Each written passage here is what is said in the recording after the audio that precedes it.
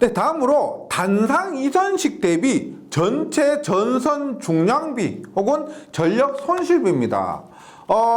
이렇게 보시면 돼요. 전선 중량비가 일정할 때 전력 손실비하고 그다음에 전력 손실비가 일정할 때 전선 중량비가 같다. 그래서 하나만 외우시면 됩니다. 네. 그랬을 때 이때 조건이 사용 전압 전력 손실이 일정해야지 이런 값들이 변하면 안 돼요. 그래서 저번 시간에 단상 이선식 대비 한 가닥당 전력도 외워 주시고요. 지금 전선 중량비와 전력 손실비도 외워 주시면 됩니다. 결론은요. 일단 봅니다. 단상 이선식 대비했을 때 전선 중량비 전력 손실비 같고요. 일단 모두 3이 들어갑니다. 보세요. 단상 3선식은 8분의 3이에요. 37.5%. 예. 삼상 3선식은 4분의 3입니다. 네. 75%죠. 75%. 삼상 4선식은 3분의 1이에요. 33.3%인데 이건 유도과정은 생략합니다.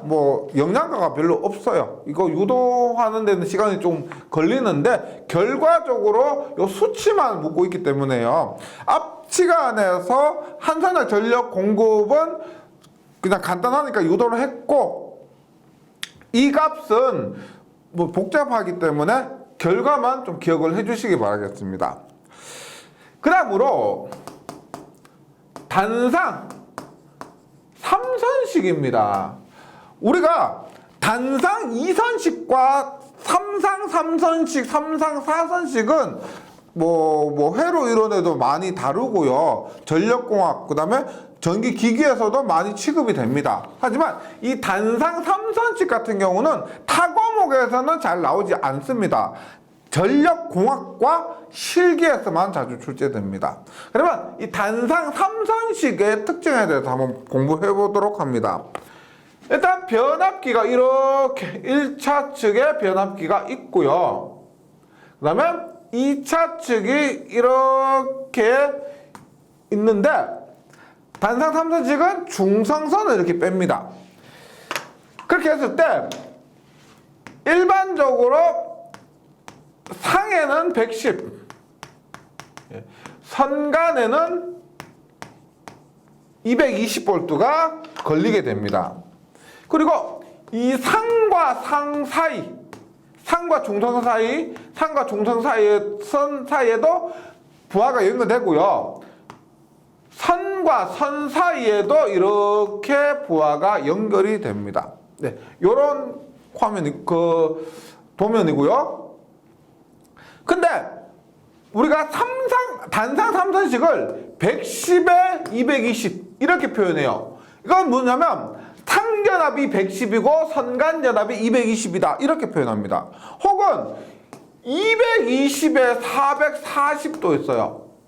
상이 220이고 선간이 440 이런 것도 표현을 했을 때 얘는 단상 3선식이구나 하고 이해를 하셔야 됩니다. 친절하게 단상 3선식이고 상전압 110, 선간전압 220 이렇게 설명 안 해주고요. 이렇게만 표현을 해도 단상 3선식인 것을 이해해 주셔야 되고요. 그 다음에 이렇게 표현할 수도 있습니다.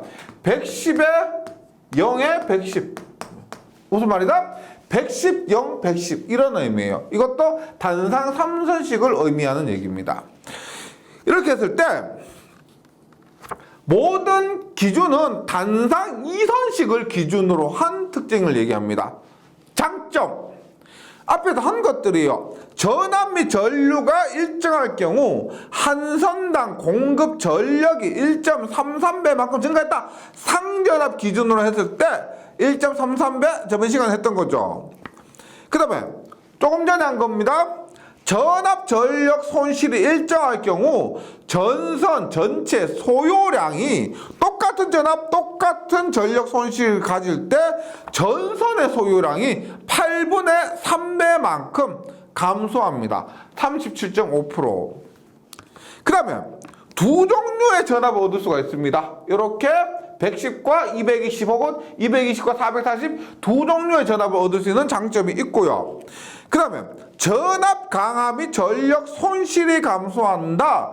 이것도 단상 3선식의 장점이죠. 단상 2선식에 비해서 전류가 분배되고 전류가 분배되면 그에 따른 전압 강화와 전력 손실이 감소하게 된다는 겁니다. 장점인데 단점이 뭐냐? 단점 봅니다. 첫 번째, 부하 불평형 시 전압 불평형이 발생한다는 거예요. 지금 단상 3선식을 두고 봅니다. 보세요. 요렇게 예를 들어서 수치를 갖고 설명해 드리는 게 좋을 것 같고요. 네. 계산하기 쉽도록 여기에 100V가 걸립니다. 100V. 100V 걸리고 여기에 저항이 똑같이 15ohm이라 할게요. 15ohm. 15ohm이라 합니다. 그 다음에 여기에 전력을 200W. 그 다음에 여기에 전력을 100W. 즉 문제 교재에서 뭐라고 했냐면 부하 불평형 시, 부하가 불평이란 말은 여기에 단자에 연결하는 전력이 다른 전력 값을 연결했다. 여기에는 200W를 연결하고 여기를 100W를 연결했다. 이것이 부하 불평형입니다. 여기에 연결한 전력과 여기에 연결한 전력이 다르다는 거죠. 이렇게 했을 때 보세요.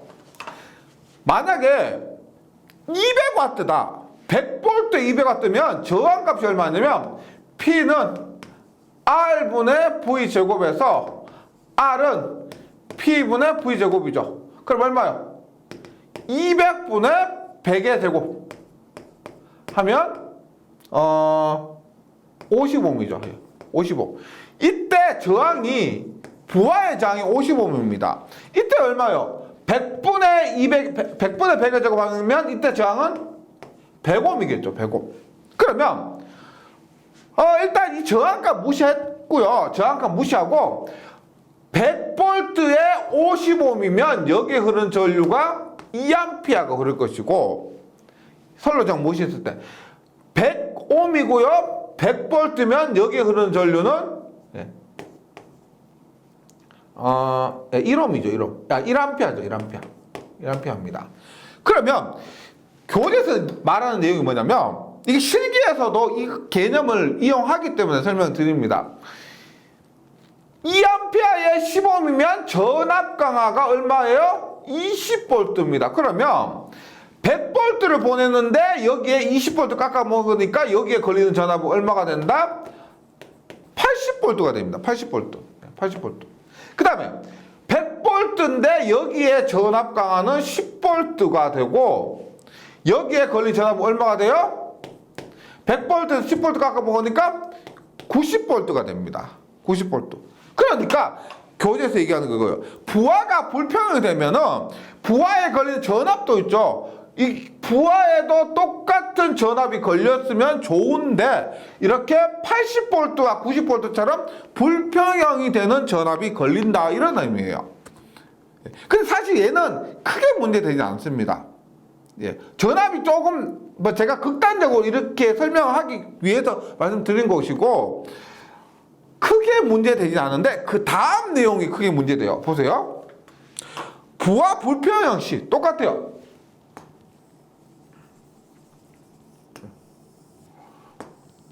부하 불평형 시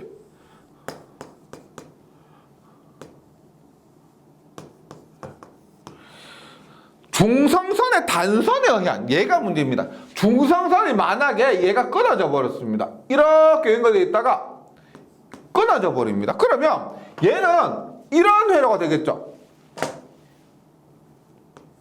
이 사이에 200V가 걸렸고요. 이 사이에 200V 걸렸고 앞에 것을 그대로 이용하면 얘가 50ohm이고 여기가 100ohm입니다. 이런 회로가 돼요.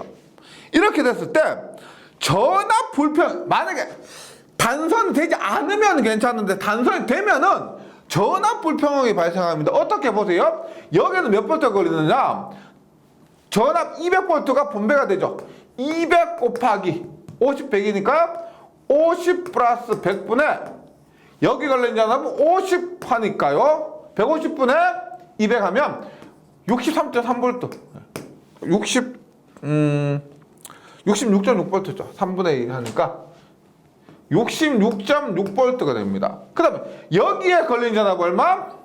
200 곱하기 150분에 100 하니까 133.3V가 됩니다. 즉 단선이 되면 여기는 100V, 여기도 100V 걸려야 전격인데 여기에 66.6V, 여기에 133V 걸려요. 그러면 이 부하는 100V가 전격인데 133V의 높은 전압이 걸려버리니까 이 부하가 소선될 가능성이 있다는 겁니다.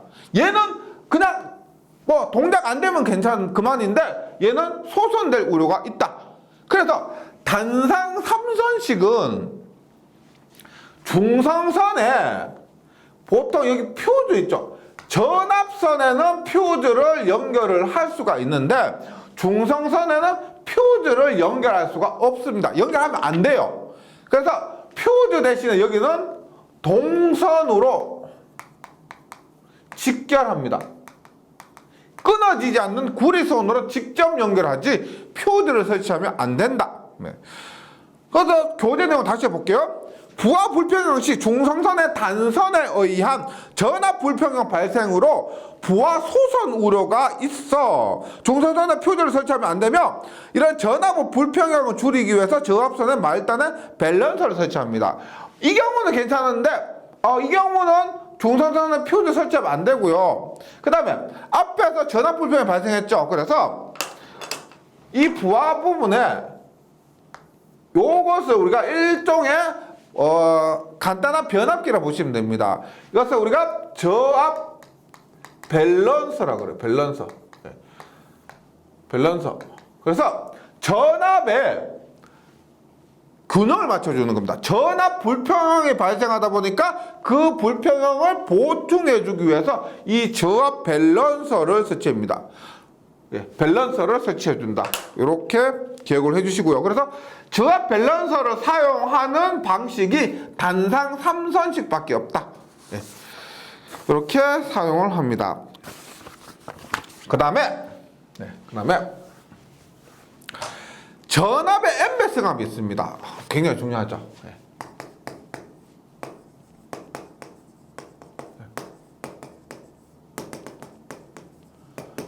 예. 우리나라가 예전에는 110V를 썼습니다. 보세요. 예전에 이런 거 기억나시는지 모르겠습니다. 그래서 코드가 이렇게 생겼다가 지금은 우리가 이렇게 돼지코 모양이죠. 이때 110V를 썼다가 220V로 바꿨습니다. 이게 시작은 1970년대부터 했고요. 이게 1990년대 거쳐서 2000년도에 마무리가 됐습니다. 그래서 우리나라는 공식적으로 220V 사용하고 있습니다. 그런데 110에서 220V를 사용함으로 인해서 제가 저번 시간에 말씀드렸지만 집집마다 변압기를 나눠주고요. 경비도 굉장히 많이 들었습니다. 비용이 엄청 컸어요. 그럼에도 불구하고 왜 110에서 220V로 전압을 높였느냐?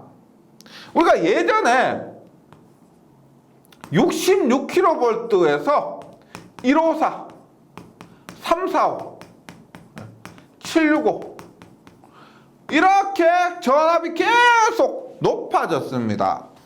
우리가 얼마 전에도 전압 765kV 철탑 세우는 것 때문에 주민 반대하고 그런 안 좋은 일이 좀 있었죠. 그런 반대에도 불구하고 왜 전압을 이렇게 하면 루트 3배, 2배 이런 식으로 올리느냐 하는 이유를 이번 시간에 공부해 보도록 하겠습니다. 가장 중요한 것은 경제적인 문제죠. 경제적인 문제. 안전성에도 안전성 측면에서의 이유도 있지만은 경제적인 문제가 가장 큽니다. 한번 보도록 할게요. 첫 번째, 전력 손실과 전력 손실률 측면에서. 근데 이 부분은 앞에서 3장에서 공부를 했었습니다. 보세요. 당연히 공식적인 그 해석을 한번 해보도록 할게요. 전력 손실은 전류의 제곱 곱하기 저항입니다. 그리고 단상으로 할게요. 삼상으로 하면 복잡하니까 P는 전압 곱하기 전류 곱하기 역률이니까 전류는 얼마다? 전압 곱하기 역률분의 전력이 되죠.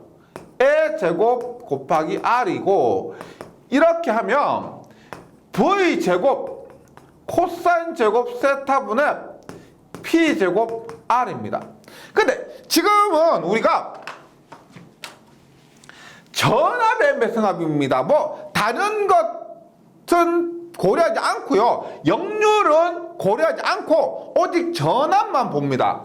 그러면 이 관계에서 전력 손실은 V 제곱분의 1입니다. 전압의 제곱분의 1에 반비례한다. 즉 전압이 2배가 되면 전력 손실은 몇 배가 된다는 거예요?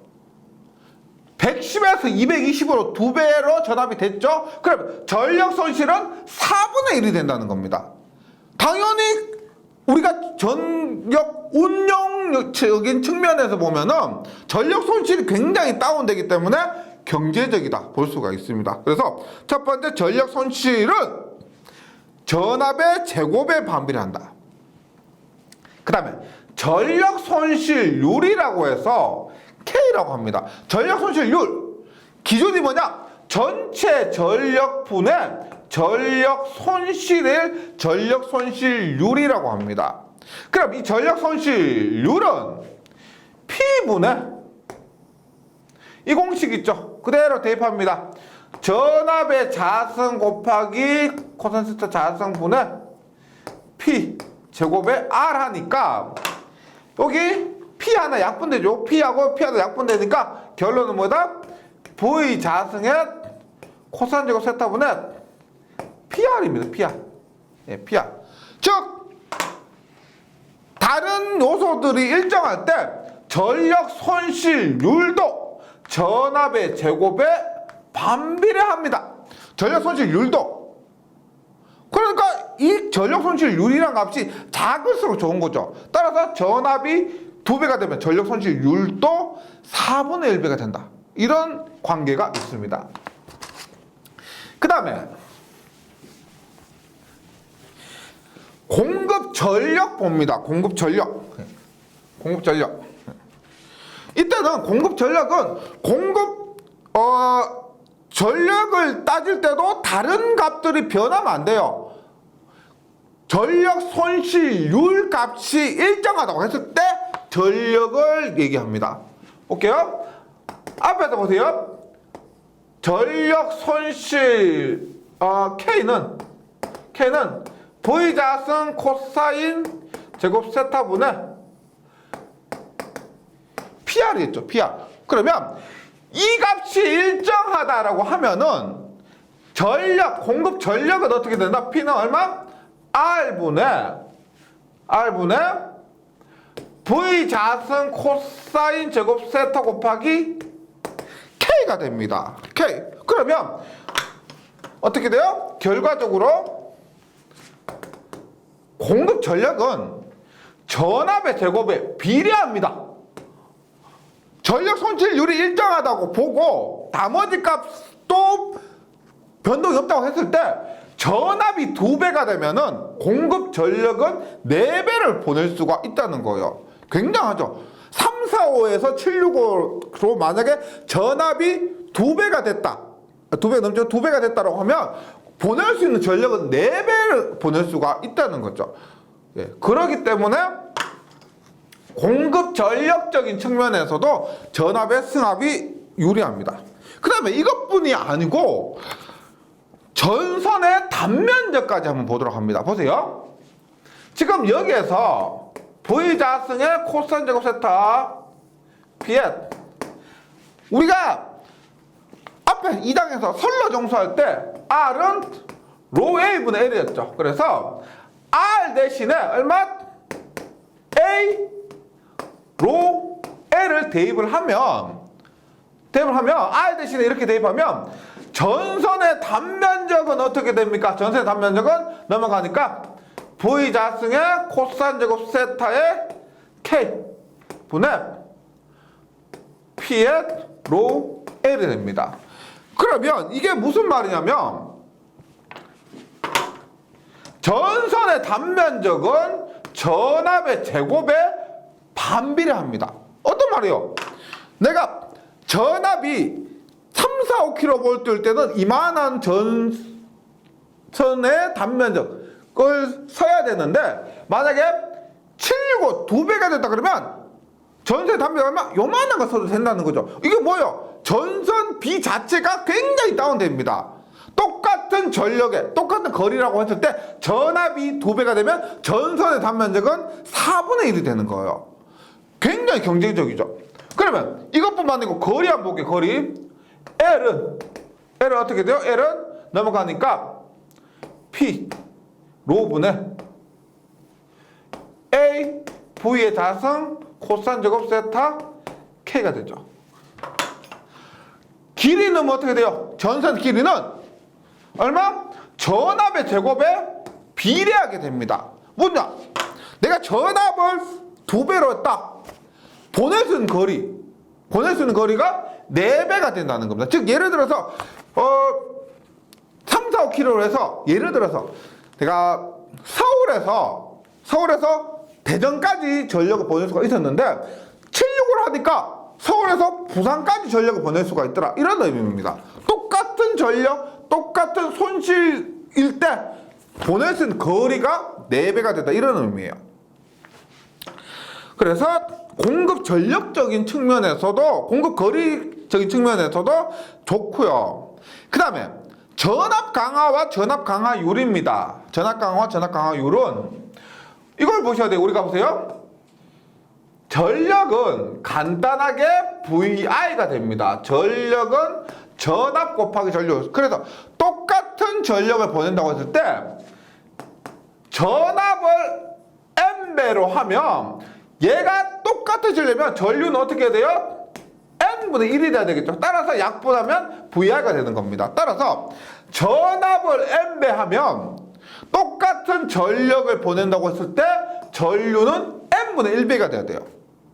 그러면 전압 강화는 우리가 일반적으로 뭐 IR의 코사인 세타 뭐 어떻게 저렇게 하지만은 기본적으로 IR이죠. 예, 리액터에서 무시했을 때. 그러면 얼마? 전류가 N분의 1이 됐기 때문에 얼마? N분의 1이. 즉 전압 강화는 전압에 반비례합니다. 전압이 N배 되면은 전압 강화는 N분의 1 해서 전압 강화는 전압에 반비례. 그 다음에 전압 강화율이 있죠. 전압 강화율은 전압분의 전압 강화입니다. 맞죠? 그러면 전압은 몇 배? N배가 되고 전압 강화는 N분의 1이 되니까 N분의 N분의 1하면 얼마?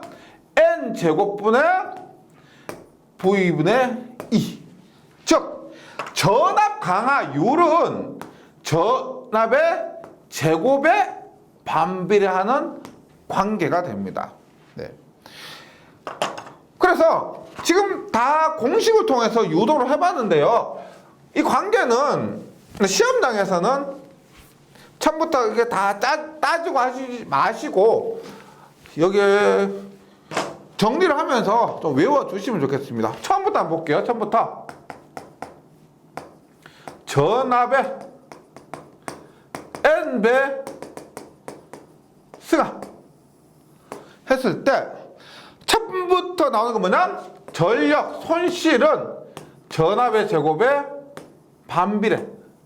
맞죠? 전력 손실율도 전압의 제곱에 반비례. 공급 전력은 전압의 제곱에 비례. 전선의 단면적은 전압의 제곱에 반비례.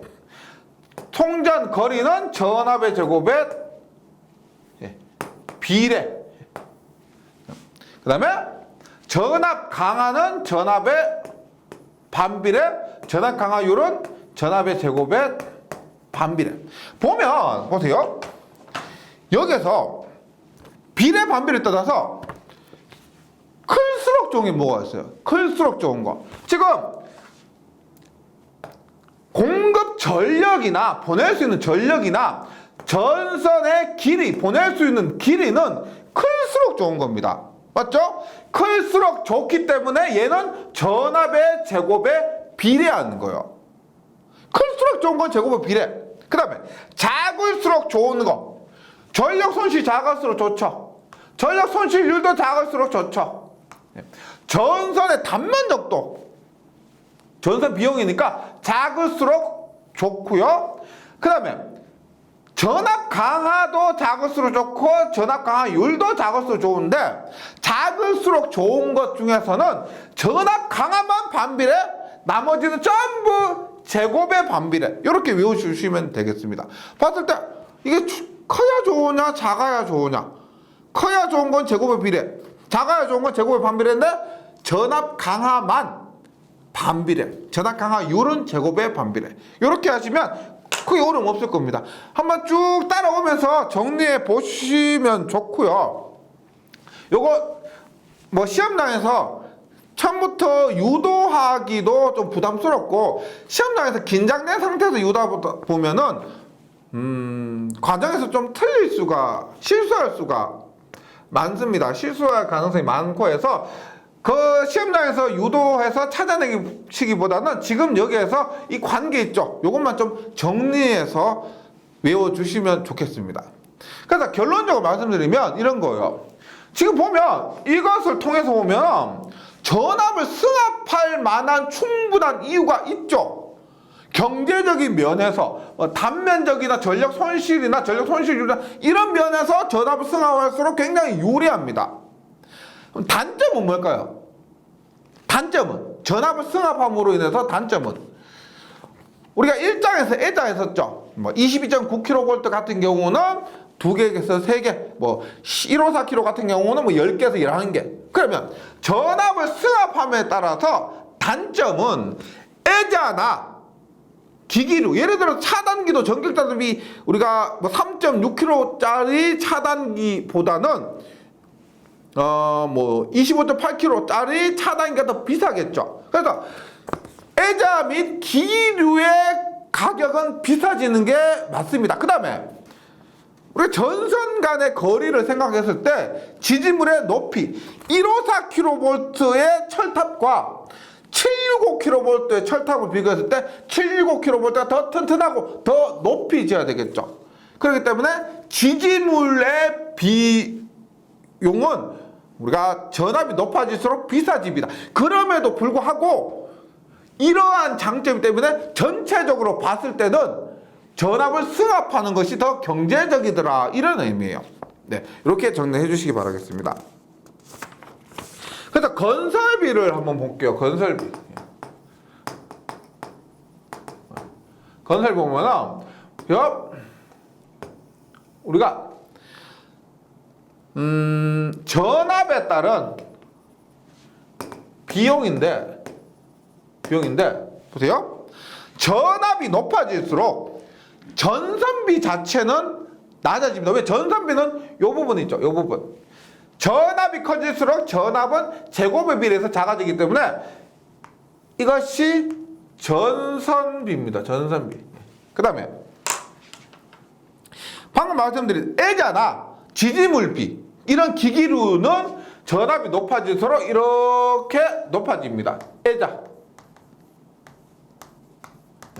지지물, 이런 것들. 그러면 결론적으로 어떻게 되냐면, 우리가 뭐 타과목에서 회로 이론을 공부하셨으면 회로 이론에서 최대 전력이 전달되는 조건은 내부 저항과 부하 저항이 같을 때, 그 다음에 전기 기기 과목에서도 최대 효율 조건은 동선과 철선이 같을 때. 그러니까 가장 효율이 좋을 때는, 가장 비용이 쌀 때는 이게 같을 때입니다. 즉 이런 식으로, 즉 요 지점에서 애자 지지물비와 전선비가 같을 때, 이때 전체 비용이 가장 작게 든다는 겁니다. 이렇게 찾을 수가 있고요. 그래서 전압이 높을수록 전선 비용은 감소하고 애자 및 기기류의 가격은 증가하게 됩니다. 그 다음에 전선과 대지 및 전선 상호간의 이격거리를 크게 해야 되므로 지지물 자체의 가격도 증가하게 된다. 그럼 운전 유지비 측면에서는 어떻게 되느냐? 운전 유지비는 전력 손실 보시면 되죠. 전력 손실이 많으면 운전 유지비가 많이 들고 이렇게 이해하시면 되겠습니다. 그래서 전력 손실은 전압의 제곱에 비례해서 감소한다라고 했고 그 다음에 기타 유지비는 전압과 더불어 증가합니다. 전압이 높을수록 기타 유지비, 예를 들어서 우리가 전기 기사는 10만 볼트 이상을 취급할 수가 있지만 산업기사 취득하신 분은 10만 볼트 이상은 취급할 수가 없다. 용량은 상관이 없는데 전압 자체는요. 그 다음 기사가 상주를 해야 됩니다. 그 다음에 전체적으로 앞에서 말씀드린 것처럼 뭐 차단기도 그 3.3kg보다는 22.9kg가 비싸고 154kg가 비싸고 그래서 전체적으로 기타 유지비는 전압과 더불어서 증가합니다. 하지만 결론적으로 이렇게 승합을 하는 것이 모두를 토탈했을 때 경제적이기 때문에 이렇게 우리나라에서는 꾸준히 이렇게 승합을 하고 있다는 거 기억을 해주시기 바랍니다. 그 다음에 마지막으로 전원 종류별 송배전 방식의 특징입니다. 전압 종류별. 우리가 이런 전기를 전공하시는 분들은 거의 대부분 알고 계십니다. 전기 역사에서 가장 유명한 게 뭐냐면 전류전쟁이라고 있습니다. 커런트 워. 전류전쟁이 뭐냐면 제네릭 일렉트릭을 세운 사람이 에디슨이죠. 그 에디슨이 사장이고요. 그 다음에 그 직원으로 테슬라라는 사람이 있었습니다. 그런데 요즘 뭐 전기 자동차로 유명한 테슬라인데 그 당시에 전기가 초기에 뭐 전등도 이제 나오기 시작하고 했을 때 발전기도 처음 시작되었을 때 그때 교류 방식이냐 직류 방식이냐를 갖고 두 명이 뭐 싸웠습니다. 그래서 전류 전쟁이라고 그래요. 그러면 에디슨이 직류를 주장했고요. 테슬라가 교류를 주장했어요. 그런데 이 사람이 사장이고 이 사람이 직원이라 그랬죠. 그러면 당연히 처음에는 사장의 뜻대로 직류 방식을 선택을 했었습니다. 그런데 미국에서 박람회가 열렸어요. 그런데 거기에 전기를 공급해야 되는데 일단 직류는 보세요. 처음에 직류 110V를 사용했는데 앞에서 했지만 전압이 낮으니까 송전 거리가 작더라는 겁니다. 앞에서 했죠? 송전 거리가 작아서 이 110V를 6600V로 전압을 높이니까 이제 뭐가 있느냐? 전압의 크기를 바꾸는 이게 문제가 되더라는 거예요. 최근에는 직류의 전압의 크기를 바꾸는 것이 전력 변환 장치가 잘 되어 있기 때문에 크게 문제가 없는데 예전에는 뭐 반도체도 없죠. 직류 전압의 크기를 바꾸기가 어려웠습니다. 그러다 보니까 결국 AC 방식으로 결정이 된 거죠. 그래서 에디슨의 직류 방식이 한 10몇 년을 이렇게 하다가 그 뒤로 테슬라의 AC 방식이 도입돼서 지금까지 사용돼요. 그런데 최근에는 다시 직류 방식을 선호하는 이런 얘기도 나오고 있습니다. 당연히 장단점이 있기 때문에 이렇게 되는데 이번 시간에 교류와 직류 장단점에 대해서 간단하게 정리를 해보도록 할게요.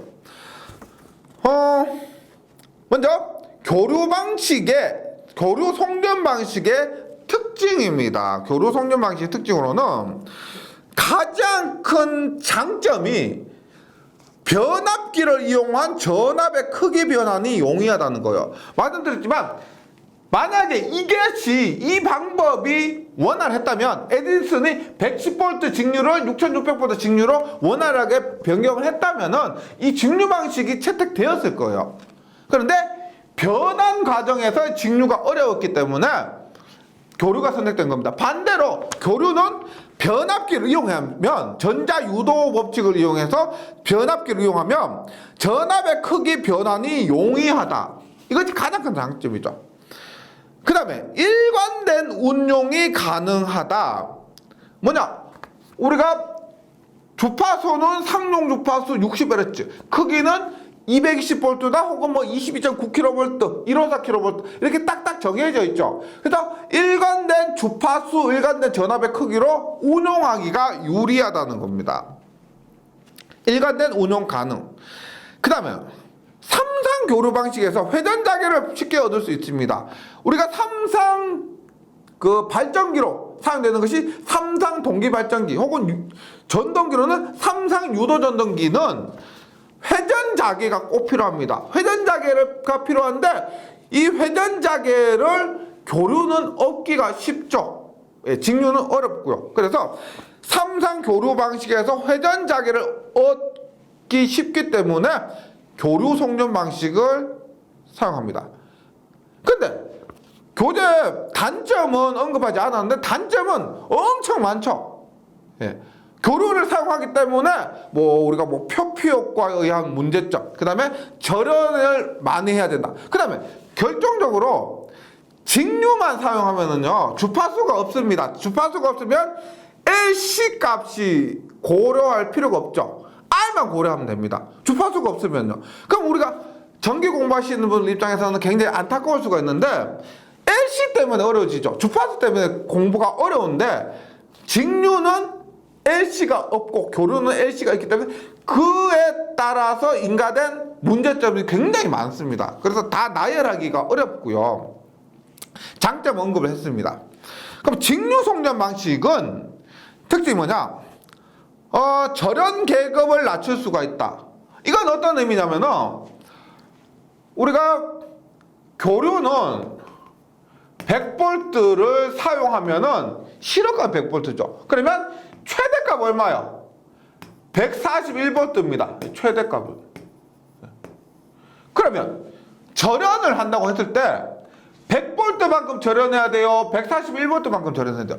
최대값이 141V만큼 튀니까 최대값만큼 절연을 해야 되는 겁니다. 이만큼 절연해야 돼요. 다만 반대로 직류는 100V를 사용하면 이것이 평균값, 최대값, 실효값이니까 100V만큼만 절연을 해도 된다는 거죠. 그래서 절연 계급을 낮출 수가 있어서 경제적이다. 경제적이다. 교류는 이런 절연 측면에서도 굉장히 좋지 않습니다. 그 다음 송전 효율이 좋다. 송전 효율. 우리가 교류는 F가 있고 여기 F가 없습니다. F가 있고 여기 F가 없어요. 이것에 의해서 L 값과 C 값도 없어지고 송전 뭐 X분의 2V 뭐 사인 델타 X나 뭐 사인 델타 위상각 이런 것도 고려할 필요가 없어져요. 그리고 무효 전력이 없죠. 우리가 직류 송전에서는 주파수가 없기 때문에 무효 전력이 없습니다. 무효 전력이 없으니까 보내는 전력이 전부 피상 전력이 곧 유효 전력이요. 100% 다 쓸 수 있다는 겁니다. 그렇기 때문에 무효 전력이 없고 역률이 항상 1이기 때문에 송전 효율이 좋다. 네, 송전 효율이 좋다. 그리고 안정도가 좋다. 방금 말씀드렸지만 L 값이나 C 값 이런 것들이 없고 주파수가 없기 때문에 안정도가 좋다. 리액턴스 및 위상각에 대한 고려가 불필요하기 때문에 안정도가 좋다. 장점인데 단점은 뭐냐면 변환, 역변환. 여기서 말하는 변환, 역변환이라는 것은 인버터, 컨버터 이런 것들을 얘기합니다. 우리가 교류는 단순히 변압기를 통해서 전자 유도 법칙에 의해서 철덩어리에 코를 감고 1차 측에 전압 가해주면 2차 측에 변압된 전압이 나오는데 교류는